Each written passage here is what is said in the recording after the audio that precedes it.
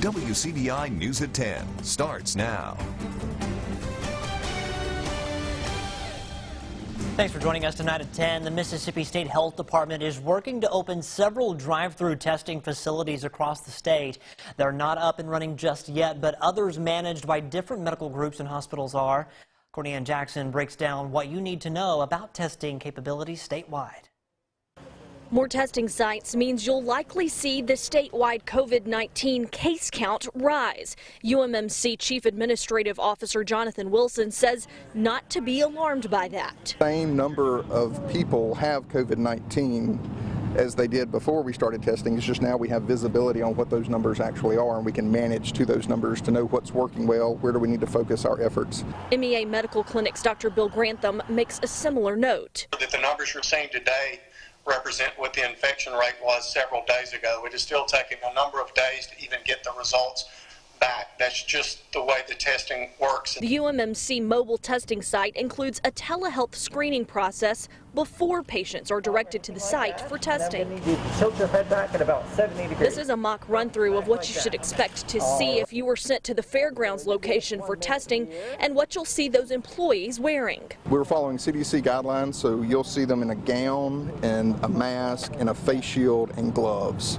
So that's the personal protective equipment that's recommended by CDC. The other sites set up around the state are not using that C-Spire app, but they are following the same guidelines that they want you to call in before showing up. We'll determine if you need an office visit or if you need a virtual visit or if we need to refer you to a specific site for COVID testing. Another common thread for all testing sites, they are testing only those showing symptoms. For this reason. There's no real benefit in testing asymptomatic people at this time. If you don't have symptoms and you test negative today, it doesn't mean you're not going to test positive tomorrow. It can be a false sense of security. Courtney Jackson, WCBI News. Two things we can't stress enough. Don't show up at the testing site expecting to be tested. You have to call ahead. And as you heard them say in the story, if you don't have symptoms, it's not time to be tested. As the coronavirus continues to spread across Mississippi, first responders are making changes to some of their emergency procedures. EMTs at OCH Regional Medical Center are actually experiencing a slight decline in calls. They're chalking that up to people refraining from calling them unless it is a true emergency. But on all of their calls, they must follow new protocols to protect themselves, their patients, and others at the hospital. There's questions that we're asking, have you had fever in the last 24 hours? You currently have fever. Have you been exposed to anyone that's been tested? We suit up, we glove up, we have gowns, we have all the protective clothing that we wear because, again, we don't want to infect ourselves. We're going to continue to also clean our equipment once we get back to make sure there's no any type of residual effect or residual something that's in the back of our truck. Emergency crews will continue to follow these practices as long as the threat of contracting coronavirus is present. As we get deeper and deeper into this pandemic, we are testing out all capabilities here at WCBI TV. So I am broadcasting weather tonight from my house just to make sure we can do this in case we have to do this later on. Let's begin our forecast tonight with our first alert forecast, and we have the Great Gatsby. We love Gatsby.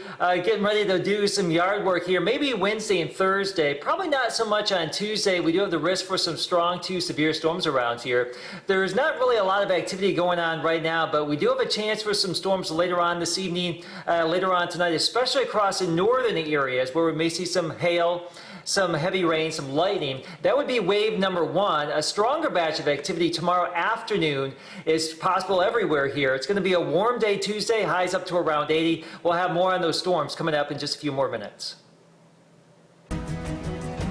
Changes are on the way to Lowndes County. During a special called meeting, supervisors passed an ordinance that are calling for some businesses to close and changes the way that restaurants will now operate. We'll get to that story in just a moment. But first, Calhoun City, they are initiating a curfew starting tomorrow. That curfew will be 8 p.m. to 5 a.m. Gas stations, pharmacies, grocery stores, hardware stores, those are not included in that. Also, if you travel to work during those hours, that will not affect you either at all. All right, now back to that Lowndes County story. Supervisors, they met this morning to decide on what how to go about the coronavirus are Quentin Smith. He was at that meeting today. He joins us live in downtown Columbus. Now, Quentin, do we know exactly when these changes are going to take effect? Yes, Scott, everything will take place beginning tomorrow at 5 p.m. The Lowndes County Board of Supervisors passed an ordinance that mirrors the one the Columbus City Council passed over the weekend. The only difference is, in the county, all recreational buildings are now forced to close at this time, but recreational facilities such as walking tracks will still remain open. The ordinance limits gatherings to no more than 10 people, and also dining inside restaurants is no longer allowed. Non-essential businesses such as child care facilities, hair salons, barbershops, and gyms, just to name a few, will close until further notice. So far, 6 cases of the coronavirus have been confirmed here in Lowndes County. Board President Harry Sanders says this ordinance is to help prevent that fatal virus from continuing to spread. We can't cure it right now, but we can slow it down. And the reason we need to do that is because there are not enough hospital beds and ventilators in our county to take care of the people if more than 30 or 40 of them need to be on ventilators. We just don't have the room for it, so we need to slow it down. If anyone is caught violating this ordinance, they can be fined $1,000 per day or spend up to 90 days in jail. I also want to point out essential businesses such as hospitals, gas stations, and pharmacies are excluded from this ordinance. There is also a new curfew that will take effect from the hours of 10 p.m. until 6 a.m. And again, these changes will go into effect tomorrow beginning at 5 p.m. Now, while the county's curfew hours will be in effect this time tomorrow, for the city of Columbus, it's already in effect. As part of the curfew, no one can be out between the hours of 10 p.m. and 6 a.m. unless it's for essential travel only, and those people must be over the age of 18. So far, there have been some questions about what constitutes essential travel. Police Chief Fred Shelton says traveling to work, traveling to pick up food, traveling to buy groceries, things of that nature are considered essential travel. The chief says this is in place to prevent large gatherings at night. And again, if anyone is caught breaking curfew, they can be fined $1,000 and spend up to 3 months in jail. Our officers are going to use common sense too. Okay. We're going to look at it and we're going to evaluate the system. If you have an essential need to go somewhere, we're not going to stop you. Okay, excuse me, sir. Oh, I was on my way up here to the store to get some milk for my baby, or get some popcorn and watch TV. That's fine. Again, we're going to use but if you're out, well, I just want to see what was going on, or you didn't have a legitimate reason to be out, then of course we're going to take action. Shelton says they've had 2 instances of people calling and making false claims about someone having the coronavirus. Just as a reminder, the chief says a person can be charged with giving a false police report if they're caught doing this.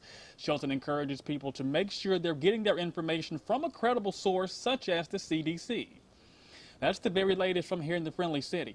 Quentin Smith, WCBI News. All right, Quentin, thanks so much. In Lee County, supervisors there are among the latest to lay out new rules to combat the spread of the coronavirus. They advise residents to follow CDC guidelines. Those include restricting groups to less than 10 people, social distancing, essential travel only, and frequent hand washing. Also, those who are sick are asked to stay home. Now, businesses are asked to follow Mississippi Department of Health guidelines as far as food distribution by limiting service to curbside pickup, drive-through, carry-out, or delivery. Supervisors did not consider an order that would require residents to shelter in place. Well, Tupelo Mayor Jason Shelton has issued executive orders that close non-essential businesses and mandate city residents to shelter in place.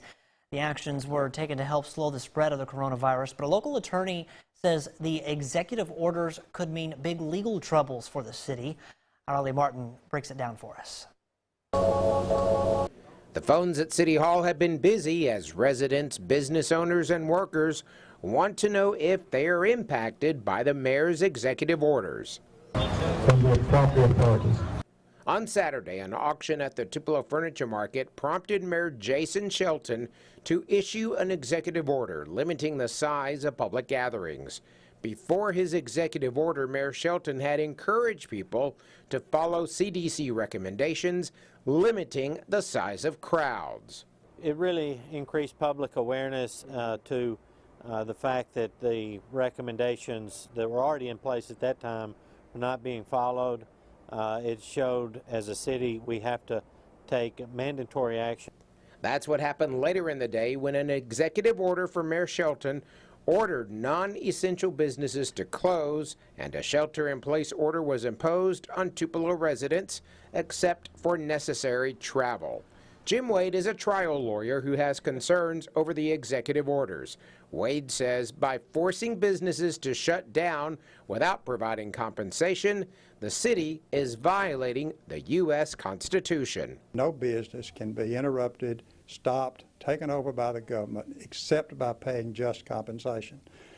It's been applied in the most extreme cases. For example, started out in the Civil War when the federal government would go take ships from private owners to use temporarily in the war.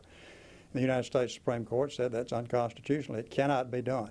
Those executive orders were hammered out over the weekend at City Hall during conference calls and meetings with city council members, staffers, and the city attorney. The city's legal counsel says extreme measures were needed to hopefully stem the spread of the coronavirus. We swell to a population of 80,000 every day here in Tupelo. Not all those people are our residents, and so we're the hub of the region, and this thing you can't do nothing. We've got to start somewhere, and we're doing that day by day. How will stuff be in? The current executive order is in place through midnight Sunday. It could be extended depending on the number of cases in the area and state. In Tupelo, Allie Martin, WCBI News. City leaders are meeting daily to get input from business owners and others impacted by the executive orders. The demand for face masks continue to spike due to the coronavirus, and a local company is pivoting to help out. CML Southern Designs in Columbus is now making face masks for anyone in need, especially for healthcare workers. Mary Lou Benton, who is in charge of making these masks, says that healthcare workers are dealing with many patients each day, so it's very important that they remain as safe as possible. As long as these people get their mask. I mean, it's dangerous for them. It really is. When healthcare workers see patient after patient after patient, it is just horrible. It is just, and that's what they chose to do, but they need to be safe. If you would like to purchase a face mask, you can reach them on their Facebook page at CML Southern Designs. We'll have more on what another group is doing to help healthcare workers meet their equipment needs a little bit later in the newscast. Well, these uncertain times have a Columbus restaurant changing their menu for the time being. Cafe on Main in downtown Columbus isn't just serving up plate lunches. The staff is helping people stock up on food and some supplies that they may be running low in other stores. Customers can buy casseroles and soups, but they can also get bread, milk, even toiletries. Doors are open from 11 a.m. to 12 p.m. for senior citizens, and the rest of the public is welcome to shop from 1 p.m. to 2 p.m. All right, we're going to send things back over to Chief Meteorologist Keith Gibson with another check at our forecast. Hey Scott, so just a reminder, make sure you have the WCBI mobile app on your phone, your device, just because we have some severe weather possible later tomorrow. On your Tuesday, it's always wise to have the latest forecast. You can share pictures and videos with us, and of course, if we do wall-to-wall coverage for some severe weather, we will have that on TV and also on the app. More on that severe storm threat coming up next after the break. Your WCBI First Alert AccuWeather forecast with Chief Meteorologist Keith Gibson. Hey there, everybody. Chief Meteorologist Keith Gibson here. Not in the studio. I'm actually at my house tonight. We're testing our capabilities if we have to do some stuff from remote locations here as the pandemic develops and evolves here across the United States. But we're not going to concentrate on that right now. We are going to concentrate on the weather situation at hand. Rain and storms in the forecast for our Tuesday. It's going to be quiet for the middle to end of the work week, and warmer 80s, mid 80s possible later this week. And we may see some record highs around here. A bit of a roller coaster ride coming up for the next couple of days. Today we had temperatures in the 60s for a good chunk of the day. You can see our time lapses from Columbus and Tupelo at Vernon and at Durham's Pharmacy, Louisville, Mississippi. Some showers lingering in some places this afternoon, but a bit of a dismal type day for us. Still some cloud cover across our region at this time. Not really a lot of rain out there, but we still could see some showers and storms blossom later on tonight, probably across the northern tier of our area as we go throughout the wee hours of the night. And some of those storms, if they do happen to develop, could produce some hail, also some heavy downpours, some frequent lightning, and that's a possibility across the north. So don't be at all surprised if you happen to see lightning and hear thunder and heavy rainfall in some spots across the northern half of the area later tonight. If there's a severe threat here tonight, it would be the possibility of some hail. So that is round number one. We're going to have a bit of a lull as we get into late tomorrow morning into the early afternoon, and then more storms. We have the level 1, level 2 risk here across our region, and really that means wind and hail, the primary threats for our day tomorrow. Can't rule out an isolated tornado or two, but the primary threat looks to be wind and hail with this particular setup. We will, of course, be watching it. That would be with the second round of storms tomorrow afternoon into the evening hours. So here's your planner for tomorrow. Rain and storms possible in the north in the morning, low 60s by noon, warm and breezy, fairly dry. Mid-70s by the afternoon. We're looking at temperatures around 80 degrees with gusty winds from the south and southwest. So the morning, the first batch of storms goes away, and then that frontal boundary is going to continue lifting to the north. But as we get into the afternoon, there will be a better chance for some of these storms that will happen to develop around here. And you can see these blossom here as we go through time here. My graphics are a little bit slow to load here, but the storms will move on through the actual cold front will move on through behind that, and then we'll usher in some cooler weather on Wednesday. So we'll watch the storm potential here Tuesday, highs around 80, cooler Wednesday, warmer again Thursday and Friday. We may see some additional storms as we get into your Saturday with highs staying in the 80s before more 60s by Sunday and Monday. We look at some of the medical facts behind the coronavirus when we come back. Welcome back, everyone. Coronavirus isn't just in the news, it is the news. In tonight's Health Talk with Baptist, we find out more about the facts behind the disease. Hi, I'm Dr. Lee Richardson, and I'm part of the emergency room team at Baptist Memorial Hospital, Golden Triangle. Tonight, I want to talk to you about the coronavirus, also known as COVID-19. Coronaviruses are a large family of viruses that can cause several different types of respiratory illnesses, including the most recent virus known as COVID-19. It is believed that this particular strain of the virus was first passed from animals to human in China in December of 2019. Diagnosis is difficult because it shares several symptoms with the flu, including fever, fatigue, cough, and shortness of breath. Some cases are mild, such as the common cold, while others are more likely to lead to pneumonia. If you have mild to moderate symptoms and have been exposed to the virus, call your doctor or local hospital emergency room first. Please do not go to a doctor's office or hospital emergency room for testing unless you have been instructed to do so by a provider. If you have more symptoms and need to go to the hospital, please call the facility first and report symptoms, recent travel, and possible exposure before going there. You do not want to risk exposing patients or caregivers. If your symptoms are considered mild, staying home is your best option. Join us next time for Health Talk with Baptist, when we will discuss how COVID-19 is spread and how you can avoid contracting the disease. Mail your topic suggestions to healthtalk@wcbi.com. Health Talk has been brought to you by Baptist Memorial Hospital, Golden Triangle. The coronavirus is putting a strain on some local health workers, and that has some local residents stepping in to help. We take a look at their efforts when we come back. Like many medical facilities, OCH Regional Medical Center is dealing with a shortage of protective equipment. A group of women who love to sew are making face masks to help. Our Bobby Martinez checks in with the women who started the local initiative on Facebook. They told us they have a 2-week supply of masks. A shortage of masks has healthcare workers on edge. And in a time when Americans are being told to stay home to avoid any potential spread of the coronavirus, social media has been crucial to spreading the word. It started with the Girl Scouts. So Girl Scout Troop 20320 first got really excited, and we reached out to OCH, and then we found others had also reached out. So we combined forces, and we started posting on Facebook, and immediately people started getting really excited. Emily MARETT, who helped create the Facebook page Starkville So Strong, says the page became an immediate hit. But getting the number of masks needed by OCH is going to take a team effort. We know that OCH needs 500 masks as soon as possible. So that's our first priority. And then once OCH is served, we're going to hopefully get masks to other healthcare providers that are in desperate need as well. Holly Fron, who helped MARETT stitch together the issue, says healthcare workers are on the front line in the fight against the virus. I have quite a few friends actually who are nurses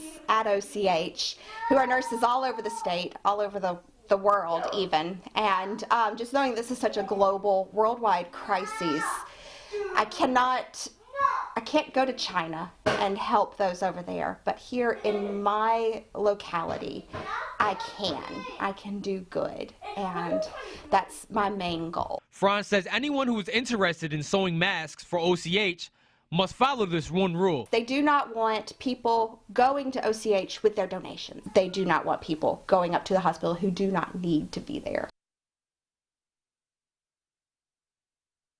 How you can help, we've put those resources up on our website at WCBI.com. Stay with us. We'll be right back. Thank you so much for joining us tonight. We'll see you back here tomorrow.